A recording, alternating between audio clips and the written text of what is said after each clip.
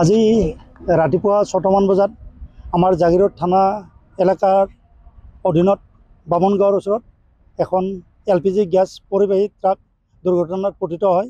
Already এই বিষয়ে আমি IOCৰ লগত কথা পাতিছোঁ। তেওঁলোকৰ বিশেষজ্ঞ দল আহি আছে। সামূহিকভাৱে আমি ৰাস্তাটো ওৱান ৱে কৰি দিছোঁ ৰাইজৰ চলাচল সুচল হোৱাৰ বাবে।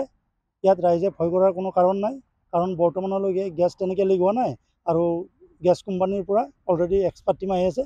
তেখেতসকলে আহি যিখিনি কৰণীয় কাম আছে সেইখিনি কৰিব। আৰু গাড়ীখনৰ নাম্বাৰ হৈছে NL01L1102। গাড়ীখন গুৱাহাটীৰ পৰা ডিমাপুৰ অভিমুখে গৈ আছিলে। সামান্য পৰিমাণে অকণমান গেছৰ গুণ আমি পাই আছোঁ, কিন্তু তথাপি ৰাইজ এইটোক লৈ শংকিত হোৱাৰ কোনো কাৰণ নাই। অলৰেডি আমি বিভাগীয় কৰ্তৃপক্ষৰ লগত যোগাযোগ কৰিছোঁ।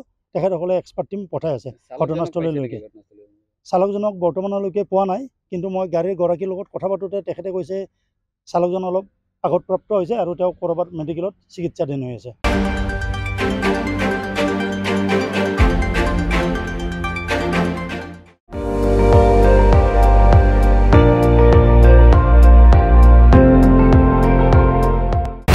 আপুনি চাই আছে ND24, সৰ্বশ্ৰেষ্ঠ নহয় সৰ্বোত্তমৰ দৌৰ।